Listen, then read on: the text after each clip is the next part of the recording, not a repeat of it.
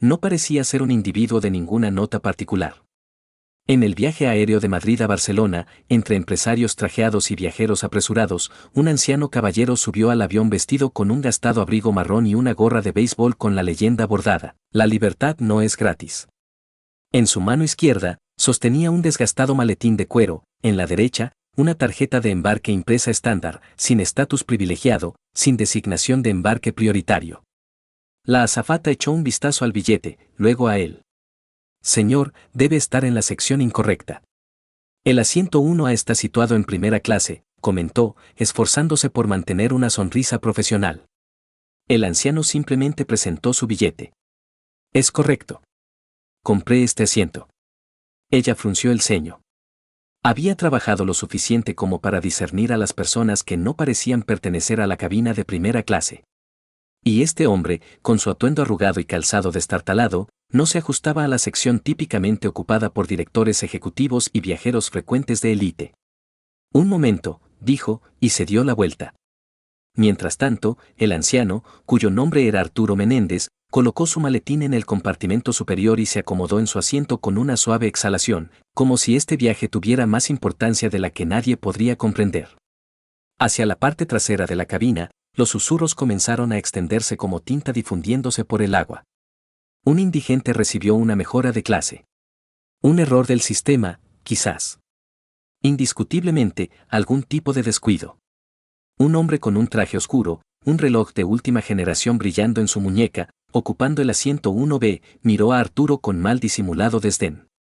«Por esto precisamente detesto los viajes aéreos nacionales», refunfuñó a su esposa, lo suficientemente alto como para que Arturo lo oyera. Sin embargo, Arturo no reaccionó. Su mirada permaneció fija en la ventanilla por donde la luz del sol de primera hora de la tarde entraba a raudales, iluminando la vieja gorra de tela en su cabeza. 5 minutos después, la azafata reapareció, en esta ocasión acompañada por un oficial de seguridad del aeropuerto.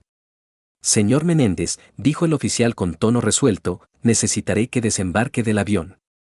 Arturo se giró lentamente, ni sorprendido ni resistente. «¿Por qué razón?», inquirió con compostura. «Debemos confirmar algunos detalles concernientes a su asiento». Arturo se levantó en silencio, con su maletín aún guardado en el compartimento superior. Un joven pasajero sacó su teléfono móvil para documentar el suceso. Otro murmuró: «Ni siquiera parece comprender la situación». Sin embargo, Arturo comprendía. Comprendía precisamente lo que se sentía al ser evaluado únicamente por la apariencia externa. Lo escoltaron fuera del avión, pasando ante las miradas de otros pasajeros y personal de la aerolínea. En la puerta de embarque, un supervisor de operaciones de vuelo estaba de pie con una tableta en la mano, desplazándose rápidamente por la información. «Usted no tiene autorización para el asiento 1A», declaró sin levantar la vista. «No hay ninguna confirmación en nuestro sistema». Arturo no pronunció palabra. Extrajo en silencio un viejo teléfono móvil de tapa, del tipo que ya no era de uso común, y marcó un número. Una voz grave y nítida respondió al primer timbre. «Arturo», dijo la voz, «ha pasado algún tiempo desde tu última llamada». Arturo pronunció una sola frase. «Han repetido sus acciones». Siguió una larga pausa al otro lado. «¿Cuánto tiempo queda antes de que el avión despegue?», inquirió el hombre. 35 minutos, respondió Arturo. «Es suficiente. Déjame el resto a mí». Arturo cerró el teléfono y lo guardó en el bolsillo. Nadie a su alrededor se dio cuenta de que el silencio que acababa de producirse era el precursor de una crisis inminente. 15 minutos después, una procesión de todoterrenos oscuros, desprovistos de matrícula, entró en la Terminal Nacional, un área donde nunca se permitían vehículos. Un todoterreno se detuvo directamente frente a la puerta de embarque. Su puerta se abrió de golpe y emergió un hombre ataviado con un uniforme militar meticulosamente entallado, luciendo 4 brillantes estrellas en el hombro. Nadie lo reconoció, pero cuando el supervisor de la aerolínea echó un vistazo a su tableta, luego leyó la comunicación interna urgente que acababa de llegar a su bandeja de entrada, su semblante se tornó ceniciento. El nombre del individuo que acababa de ser retirado del avión, Arturo Menéndez, presidente del cuarto fondo de inversión privado más grande de España, es director de inteligencia militar bajo 3 presidentes sucesivos, un hombre que controlaba más de 3.800 millones de euros en acciones de la misma aerolínea que acababa de afrentarlo. Arturo Menéndez ocupaba el asiento 1A en la cabina de primera clase, junto a la ventanilla, directamente al lado de la salida de emergencia.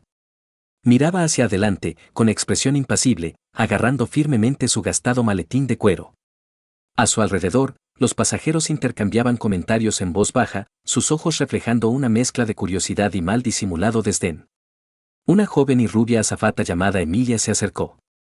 Frunció el ceño sutilmente al observar a Arturo. Señor, articuló, esforzándose por preservar una inflexión cortés, creo que ha ocurrido un error. Este asiento fue asignado a un pasajero de primera clase. Arturo se volvió hacia ella y le presentó sin prisa su billete. Este es mi asiento, dijo suave pero resueltamente. Emilia aceptó el billete y lo examinó de cerca, una ceja arqueada, una rápida mirada a su compañera cerca de la cabina de pilotos. Devolvió el billete. Debo confirmar esto con nuestro sistema. ¿Sería tan amable de apartarse mientras verificamos? Arturo permaneció sentado. Pagué por este asiento. Señor, solo necesitamos un momento, dijo Emilia, aunque su tono se había vuelto perceptiblemente menos paciente. Justo entonces, 2 agentes de seguridad del aeropuerto entraron en la cabina de primera clase, sus ojos escudriñando con agudeza. Uno de ellos, alto y seguro de sí mismo, se dirigió directamente a Arturo. ¿Es usted Arturo Menéndez?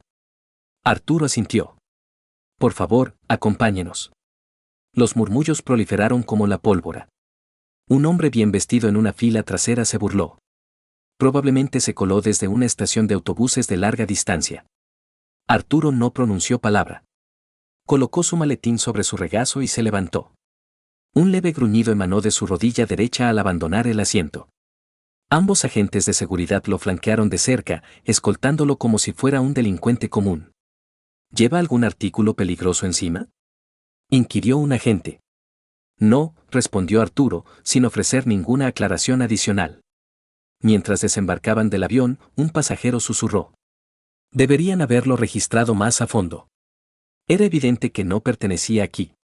Emilia exhaló con alivio, observando cómo su silueta desaparecía por la puerta de la cabina. El vuelo podría ahora proceder según lo previsto.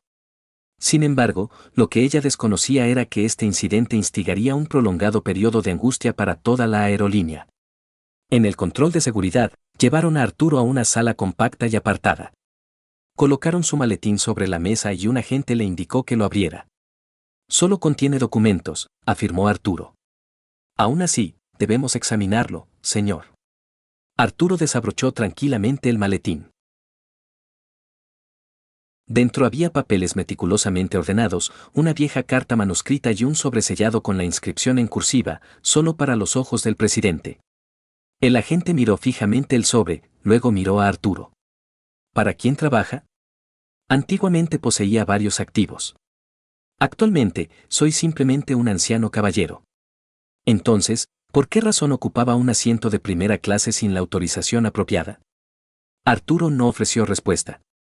Cerró el maletín y se sentó, manteniendo el contacto visual con el agente al otro lado de la mesa. ¿Hay alguien aquí con el nombre de director Valdés? Nadie con ese nombre. Un amigo mío, dijo Arturo. Actualmente se encuentra en el despacho del director financiero de su aerolínea. Comprenderá precisamente lo que está a punto de suceder. Mientras tanto, en la sede de Aerolíneas Extranjeras. Una alerta interna iluminó la pantalla del servidor ejecutivo. Urgente, Menéndez y Bell Holdings acaba de presentar una solicitud de emergencia para desinvertir la totalidad de su participación estratégica, 4.100 millones de euros. El director financiero Pablo Valdés saltó de su silla. Sus primeras palabras fueron: ¿Menéndez, quién? Una asistente se apresuró a acercarse, con el rostro pálido. Arturo Menéndez, señor. Fue uno de los socios fundadores del fondo. Aunque técnicamente está jubilado, todavía posee autoridad de retirada de emergencia. Pablo Valdés sintió un escalofrío.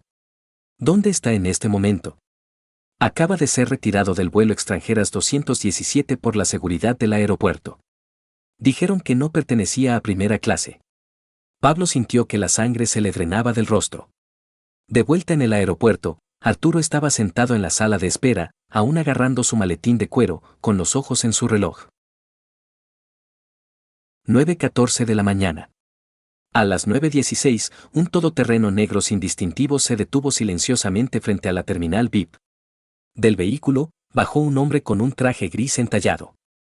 Abrió de golpe las puertas de cristal de la sala de seguridad y caminó directamente hacia Arturo. Señor Menéndez, dijo con calma. Vengo del despacho del consejero delegado. Lamentamos profundamente el incidente. Su avión está esperando, señor, y todo ha sido preparado según sus instrucciones. Arturo se levantó. No había necesidad de gritar, no había necesidad de explicar. Todo lo que siempre necesitó fueron exactamente 60 minutos. Y ahora, todo empezaba a desmoronarse. Dentro del sereno centro de mando acristalado de las instalaciones de operaciones de emergencia de aerolíneas extranjeras, el consejero delegado Pablo Valdés permanecía inmovilizado ante la pantalla de su ordenador. El panel de control electrónico parpadeaba en rojo, alerta, retirada de capital en curso. Menéndez Holdings 4.100 millones de euros. Una sola llamada telefónica acababa de desestabilizar los cimientos financieros de aerolíneas extranjeras, y todo había comenzado con un anciano caballero siendo expulsado de primera clase. Valdés murmuró. Esto no puede ser cierto. Arturo Menéndez sigue vivo y continúa poseyendo privilegios de retirada de emergencia. Un asistente de rostro pálido se acercó. Los registros indican que nunca renunció a su cargo de presidente honorario. No ha hecho una aparición pública en casi 12 años, pero el acuerdo de inversión sigue plenamente operativo. Valdés se dirigió a un oficial subalterno. Deseo averiguar quién autorizó su retirada del avión. Una azafata llamada Emilia y 2 agentes de seguridad del aeropuerto. El informe inicial cita conducta poco cooperativa. Valdés emitió una risa seca, pero sus ojos eran fríos como el acero. ¿Poco cooperativa?, dijo, señalando la pantalla. ¿Es esta la poca cooperativa a la que se referían? Toda la corporación se está derrumbando por alguien a quien percibieron simplemente como otro anciano anónimo. Mientras tanto, en una sala apartada dentro de la terminal VIP, Arturo Menéndez ocupaba una pequeña mesa de madera. Ante él descansaba una taza humeante de té y un anticuado teléfono negro de disco. Nadie hablaba, no eran necesarias las palabras. Un ejecutivo de la corporación entró y colocó deferentemente un sobre sustancial sobre la mesa. ¿Desearía autorizar la transferencia en este momento, señor?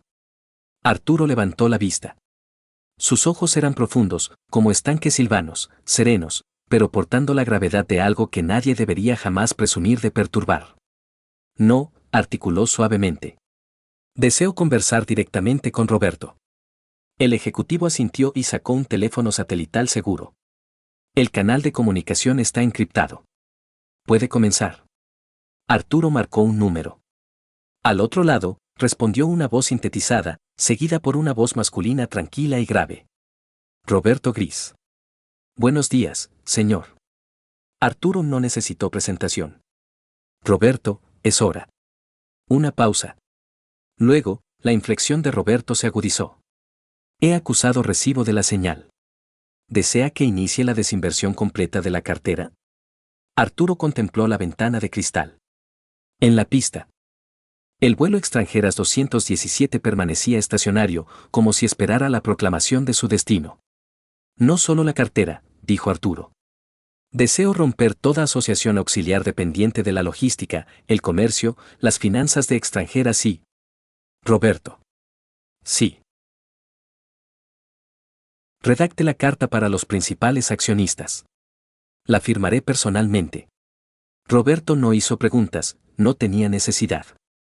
Sabía que Arturo nunca actuaba impulsivamente a menos que ese impulso hubiera sido templado por 5 décadas de autoridad silenciosa. Minutos después, en la sede de la aerolínea, se desarrollaba una asamblea urgente. El consejero delegado, el director financiero, el jefe de relaciones públicas y 3 asesores legales corporativos se habían congregado. Una analista abrió su ordenador portátil y jadeó. Dios santo, las acciones se han desplomado un 12% en menos de 30 minutos. Nuestro socio logístico japonés acaba de cancelar su ruta Tokio-Barcelona, exclamó otro. La filial alemana acaba de señalar una retirada de 300 millones de euros. ¿Por qué?, inquirió el consejero delegado. Todos intercambiaron miradas. Nadie poseía una respuesta definitiva, salvo una verdad innegable: todo se originó con el nombre de Arturo Menéndez. De vuelta en el aeropuerto, Arturo salió de la sala VIP y procedió tranquilamente por la pista. Un contingente de personal permanecía deferentemente en formación, organizando un vuelo privado. La puerta del avión se abrió. Ahora no había miradas sospechosas, ni comentarios en voz baja, solo silencio. Respeto.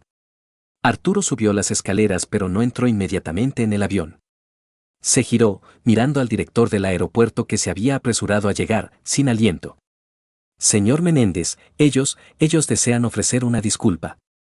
Por favor, infórmenos qué podemos hacer. Arturo interrumpió. La disculpa no es para mí, dijo. Entréguensela a cada empleado cuya remuneración fue reducida para que ustedes pudieran mantener la disponibilidad de primera clase para individuos como ustedes mismos.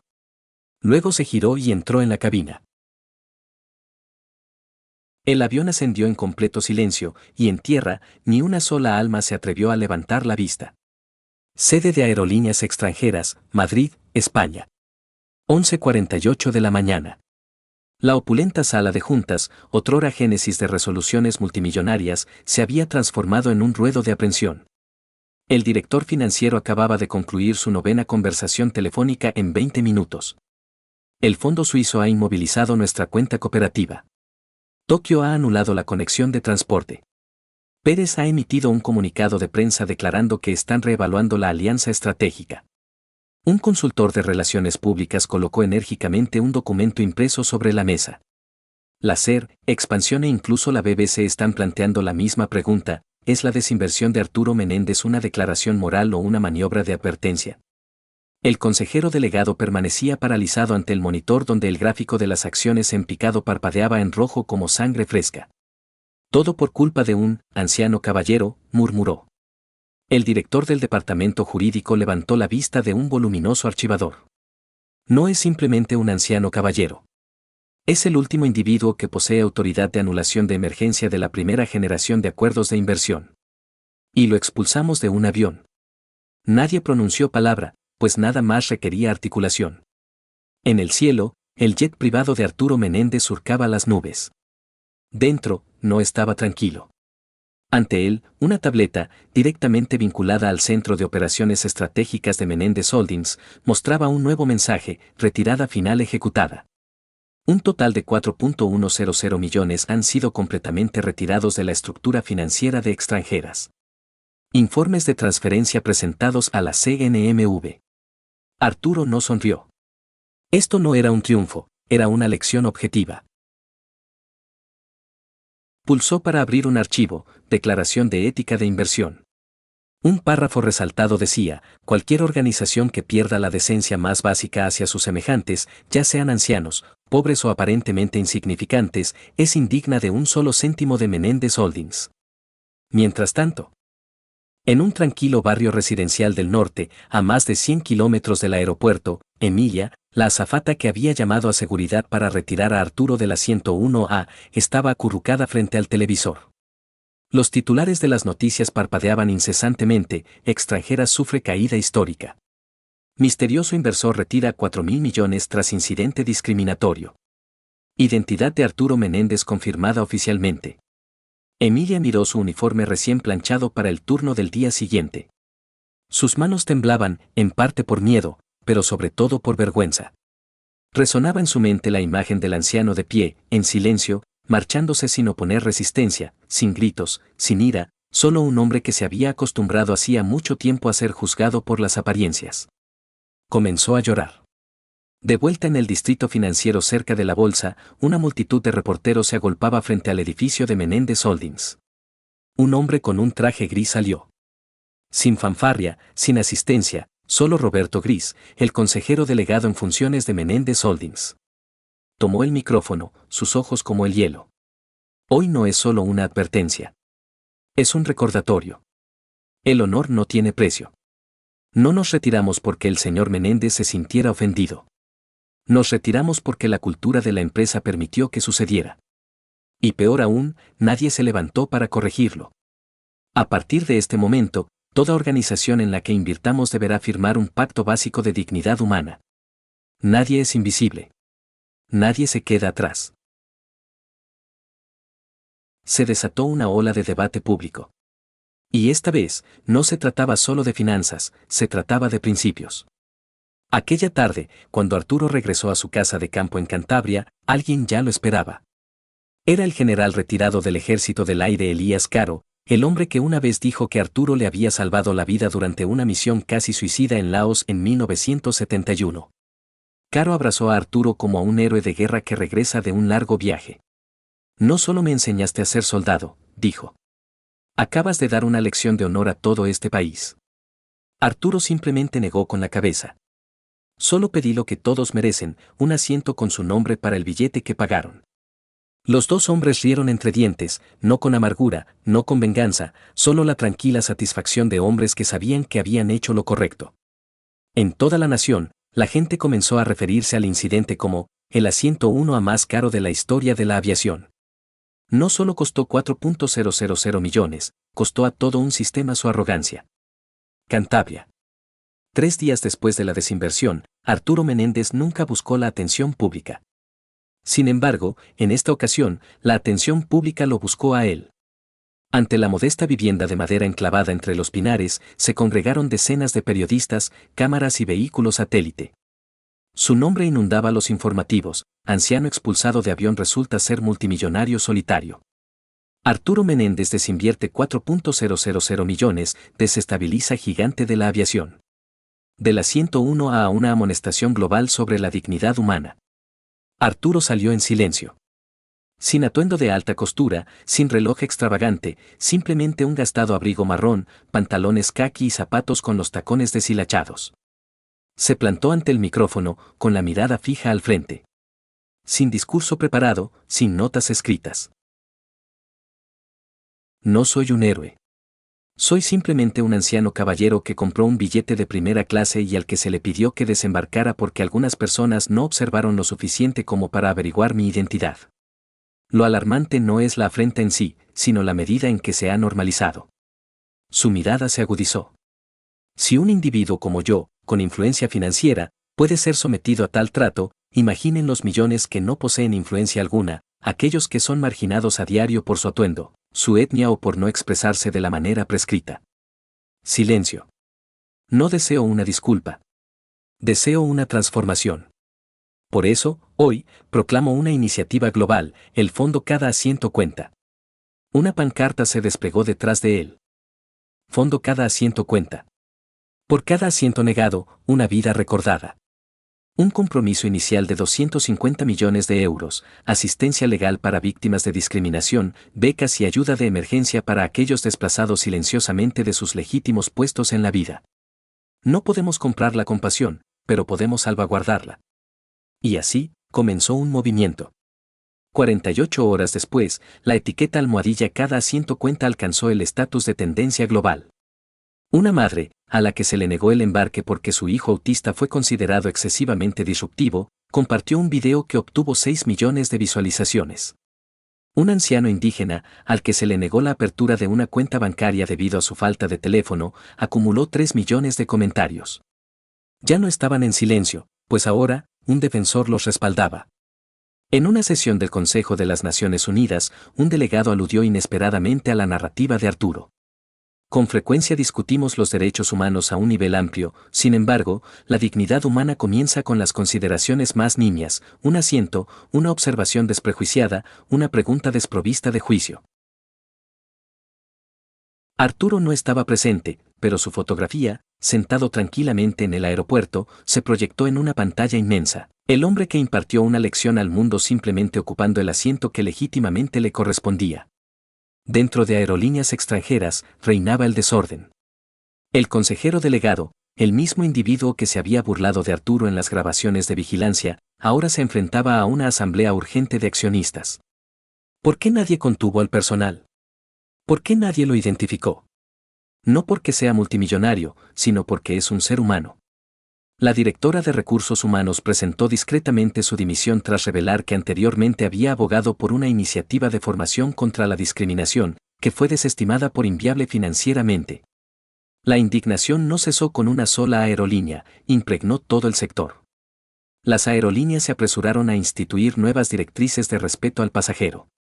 Starbucks, Renfe e incluso Uber incorporaron "cada asiento cuenta" en sus programas de formación de empleados. Y Arturo dejó de relacionarse con los medios. Simplemente persistió en sus actividades habituales, proporcionando discretamente fondos para vivienda a un veterano sin hogar al que se le había negado la entrada en un refugio, donando una silla de ruedas eléctrica a un niño negro abandonado por el seguro, enviando una expresión manuscrita de gratitud a un empleado del mostrador de ayuda del aeropuerto, el único individuo que lo había saludado, a pesar de su atuendo raído, con las palabras: "¿En qué puedo ayudarle, señor?". Una semana después del suceso, tuvo lugar una entrevista raramente concedida. El entrevistador inquirió: "Después de todo lo que ha sucedido, ¿qué le ha proporcionado la mayor satisfacción?". Arturo reflexionó un momento y luego respondió suavemente: "La semana pasada, entré en una cafetería. Un niño se levantó para ofrecerme su asiento, no por mi condición de multimillonario, sino porque yo lo necesitaba más". Así es como debería comenzar, con benevolencia ordinaria.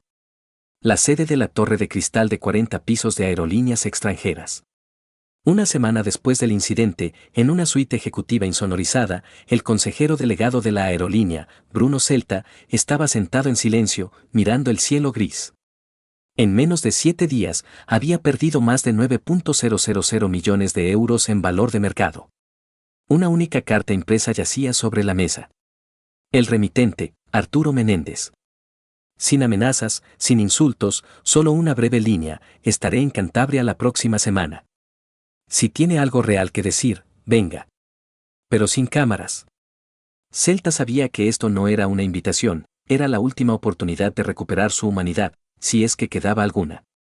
Un jueves por la mañana, en lo profundo de las montañas cántabras, un coche negro se detuvo silenciosamente junto a la vieja cabaña de madera rodeada de pinos. Arturo ya esperaba en el porche, sosteniendo 2 tazas de té. Sin palabras, solo el sonido de los pájaros carpinteros en la distancia. Celta se acercó. Camisa blanca, sin corbata, sin seguridad. Solo los ojos de un hombre que una vez había gobernado desde la cima, ahora caído al suelo. Arturo señaló hacia la puerta. Dentro, no había sillones de cuero, ni pulida mesa de juntas, solo una mesa de madera, 2 sillas de mimbre y, en la pared, una foto en blanco y negro de Arturo con ropa de trabajo, estrechando la mano de un niño discapacitado junto a una silla de ruedas hecha a mano. Celta miró a su alrededor, luchando por encontrar las palabras. "Yo, quiero disculparme. No ordené personalmente que lo bajaran del avión, pero soy responsable". Arturo asintió levemente, dejando su taza sobre la mesa. "Entonces, ¿qué quiere de mí?". Celta tragó saliva. "Una segunda oportunidad. Para la empresa, para mí. Quiero arreglarlo". Arturo lo estudió durante un largo momento, luego se levantó y sacó un billete de avión de un cajón, papel grueso. Nombre: Bruno Celta, asiento 36F. Turista, sin ventanilla. Celta entrecerró los ojos. ¿Por qué? Arturo respondió: "Quiero que experimente lo que la gente corriente soporta. Largas colas, miradas críticas, asientos estrechos, sin sala VIP, sin embarque prioritario, nadie sabiendo quién es usted". Celta guardó silencio. Si quiere entender la lección que intenté enseñar, ninguna presentación lo hará nunca mejor que el asiento 36F. Le entregó el billete. "Y asegúrese de quedarse durante todo el vuelo. Sin llamadas ejecutivas a mitad de camino". Al día siguiente, vuelo JF Calax. Bruno Celta esperó en la cola durante casi 30 minutos, fue retenido por seguridad por una bolsa de cuero de gran tamaño y quedó encajado en el asiento 36F, caluroso, apretado, sin ventanilla, entre un hombre que roncaba y una anciana que no paraba de pedir ayuda con su bandeja de comida. No se quejó. No habló. Por primera vez en su vida, no era, señor consejero delegado, era solo el pasajero 36F. Cuando el avión aterrizó en Los Ángeles, salió con una expresión diferente en el rostro, solemne, apagado. Un mensaje de texto de Arturo lo esperaba en su teléfono, bienvenido a la mayor parte del mundo. ¿Qué vio? Un vuelo de 5 horas no convierte a nadie en héroe, pero es suficiente para entender que el orgullo no siempre vuela tan alto como creemos. Un mes después, Arturo recibió una carta manuscrita. Trazos fuertes, redacción firme, me quedé durante todo el vuelo y lo entiendo. No pediré que se borren mis errores. Solo pido la oportunidad de convertir esas lecciones en acción. Extranjeras contribuirá con 500 millones al fondo, cada asiento cuenta. Lanzaremos públicamente un programa de formación obligatorio llamado Respeto ante todo, para cada empleado.